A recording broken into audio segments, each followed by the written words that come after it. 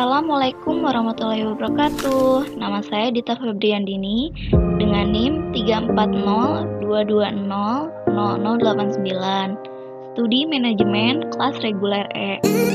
Nah, kali ini di sini saya akan membuat video tutorial bagaimana sih cara mengoperasikan aplikasi Mayob. Nah, pertama-tama kita buka ya aplikasi Mayobnya. Nah, di sini saya menggunakan aplikasi Mayob versi 18. Nah, di sini terdapat fitur-fitur ya, ada Open Your Company File. Nah, di sini Open Your Company File berguna untuk membuka data perusahaan yang telah dibuat sebelumnya. Nah, kalau misalkan kita udah membuat data perusahaan nih sebelumnya ya, nah kita bisa buka fitur open ini. Nanti kita masuk ke data perusahaan yang telah dibuat sebelumnya. Nah, di sini ada create new company. Nah, di sini kalau kita ingin membuat data baru, data perusahaan baru, kita ngeklik ke create di sini ya. Nah, di sini ada explore the sample company. Nah, di sini terdapat contoh data perusahaan yang telah disediakan oleh Mayob. Nah, jadi di sini tuh terdapat contoh-contoh data perusahaan yang telah disediakan Mayob. Nah, jika kita ingin membuat data perusahaan, kita bisa nih lihat referensinya dari fitur explore di sini.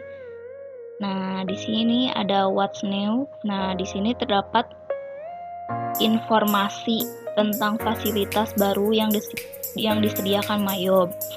Jadi kita kalau misalkan ingin mencari informasi bagaimana fasilitas yang baru, nah kita ngecek ke sini yang telah disediakan Mayob, kita bisa lihat-lihat di sini. Nah, di sini ada fitur exit Mayob accounting. Nah, di sini exit itu untuk keluar. Jika kita sudah beres menggunakan aplikasi Mayob, kita klik exit. Nah, seperti ini. Nah, teman-teman, biasanya kalau misalkan anak akuntansi disuruh tugas membuka aplikasi Mayob, pasti lebih sering kesini ya membuat data perusahaan. Kita coba ya. Nah, di sini ada welcome to the Mayob new company file assistant. Nah, di sini ada kan seperti ini, klik the next dan to continue. Nah, kita next. Nah, kita coba ya. Nah, di sini ada new company file assistant. Nah, biasanya company name ini informasi buat you company. Biasanya di sini diisi sesuai dengan nama perusahaan. Nah, bisa kita lihat cek soal ke dalam soal, atau kita klik ya, misalkan kita tulis contohnya percetakan. Nah, perusahaannya percetakan Dita misalkan ya. Nah, di sini ada serial number. Kita bisa isi sesuai dengan nomor KLU perusahaan. Nah, ada ABN, bisa diisi dengan NPWP perusahaan. Nah, di sini ada address. Kita bisa isi dengan alamat perusahaan, misalnya Jalan Banjar Patroman. Nah, di sini ada phone number, nomor telepon. Nah, kita bisa isi dengan nomor telepon. Nomor fax bisa diisi, email address bisa.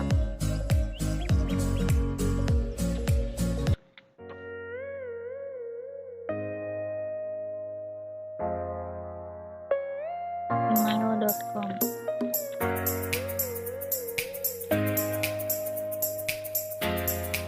Saya bisa langsung lanjutkan, klik next. di sini ada tell use both your accounting year dan financial year. Nah, di sini kan 2022. Nah, kita bisa ubah nih sesuai tahun buku yang terdapat dalam soal. Contohnya tahun 2020. Nah, selanjutnya ada nah, kita bisa isi bulan tutup bukunya. Nah, kita ambil bulan paling akhir Desember. Di sini ada month. Kita isi dengan awal bulan buku. Nah, number of accounting period. Di sini diisi dengan jumlah bulan dalam setahun. Next. Please confirm your account information. Nah, di sini ada bacaannya ya, kayak gini, seperti ini. Langsung kita klik next. Nah, build your account list. Di sini ada keterangannya, pemakai menggunakan akun-akun yang telah secara otomatis disediakan oleh Mayob. Nah, kedua, pemakaian mengimport data akun-akun yang telah digunakan sebelumnya oleh perusahaan. Artinya perusahaan telah memiliki daftar akun dan tinggal menggunakan dalam program Mayob. Nah, di sini ada pemakai menyusun sendiri daftar akun sebelum menggunakan Mayob. Nah, saya akan pilih yang tengah saja. Lalu kita next. Nah, create your company file.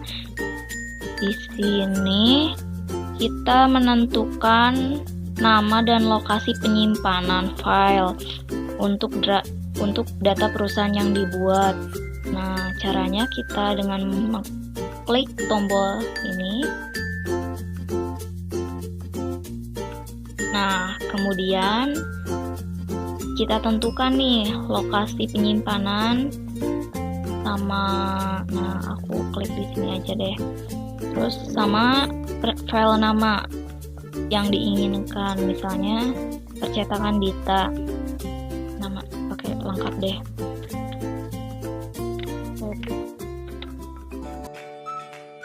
Nah, seperti ini. Misalnya kita klik save. Nah, kan udah percetakan Dita Febriandini Mayob, disimpan di data C. Kita klik next, lanjut. Nah, kita tunggu proses pembuatan data, baru kita klik. Nah, di sini ada card file.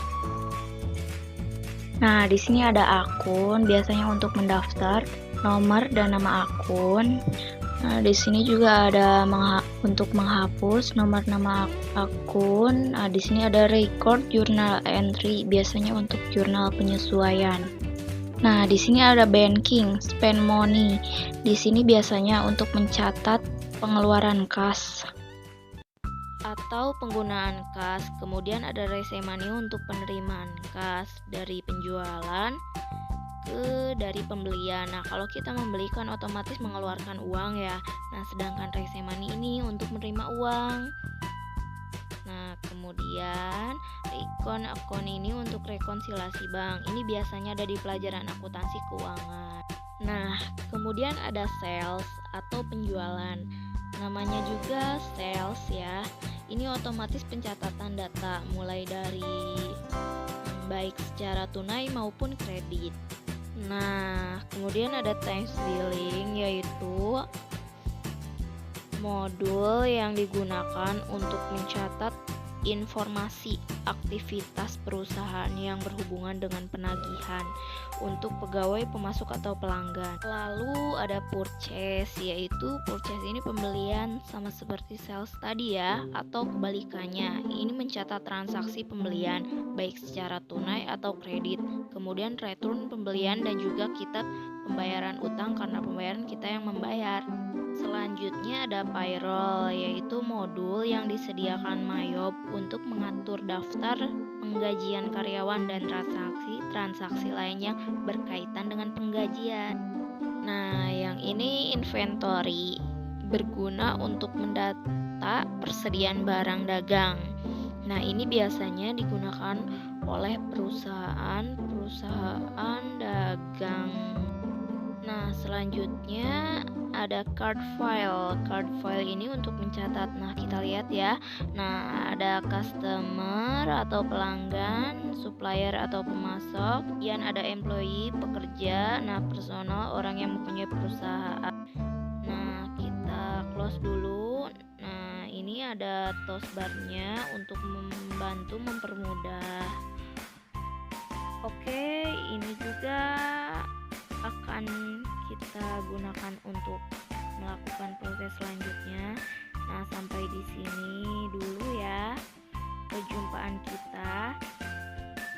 Cukup sekian dan saya pamit undur diri.